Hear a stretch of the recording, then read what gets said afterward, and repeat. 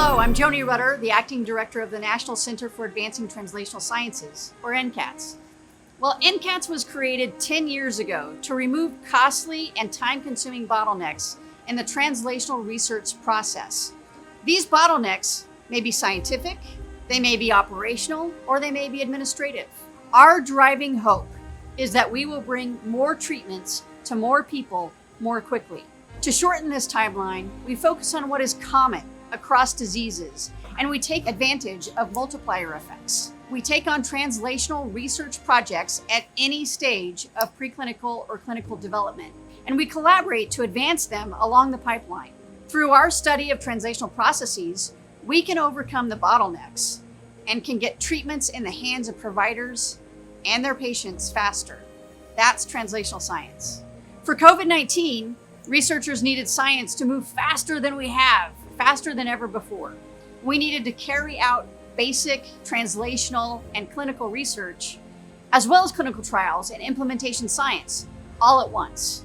A major speed bump along the way, though, was accessing clinical health data and making those data meaningful, open, and accessible.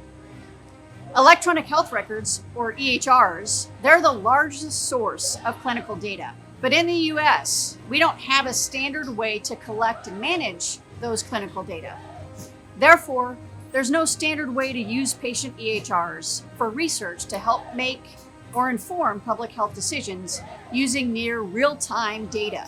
And this is where the National COVID Cohort Collaborative, or N3C, comes in. My name's Kengersing. I'm the Director of Informatics at Ncats Division of Clinical Innovation. One of the most amazing things about N3C is, we can talk about statistics. We have 5 billion rows of data. We have 1 million COVID patient EHR records starting prior to COVID. But what really is amazing about N3C is in the public health world, often data is splintered and it exists in silos all over the country. And what we've been able to do at N3C really for the first time is create a nationwide data set that everybody has been willing to give so we can address this pandemic. In science, you want to know the provenance of data. You want to know everybody who's touched it and every change that's happened to it. But reproducible science is hard because often the methods are just described in words. But in Palantir, we can actually look at the keystroke of each thing that got us from A to B. And so we can just basically print it out, or even more, have another computer pick it up and run the same thing. So reproducibility becomes a push of a button, where before it was almost impossible. It's indispensable in what we're doing. We often say that N3C wasn't shovel ready. It was ready. It's translational science in action, and it's also inherently Ncatsian. Ncats has been working on a solution to make health data shareable and had resources in place that could quickly pivot to build the N3C and its data enclave in a matter of weeks. The modularity and elasticity of the cloud enabled the environment for experimenting in a rapid fashion. We could scale quickly when we needed to. So we leveraged that existing technology to have answers at our fingertips.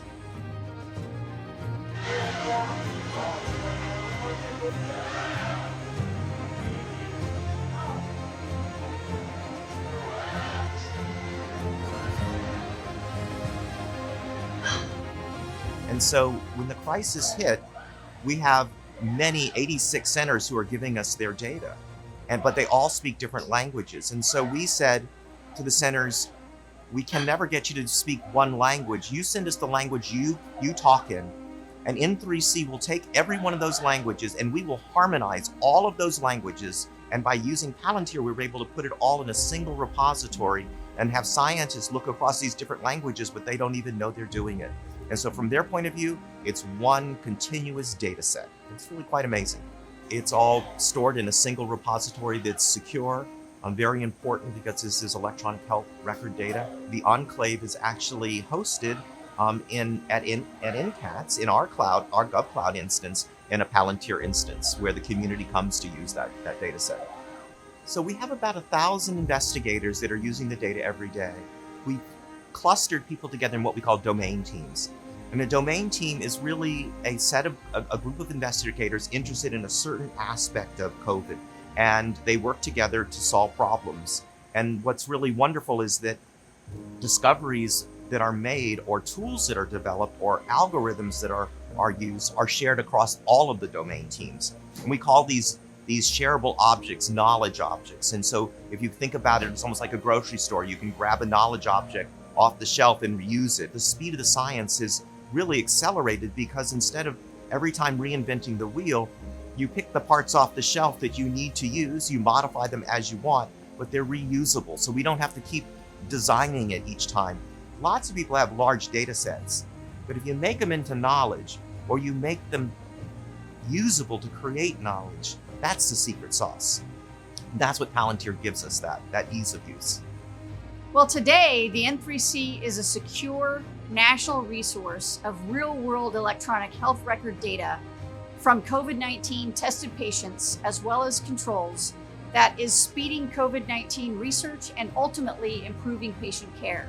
We are working with students and researchers from all types of scientific disciplines and teaching them how to use the N3C data enclave to identify and answer critical research questions.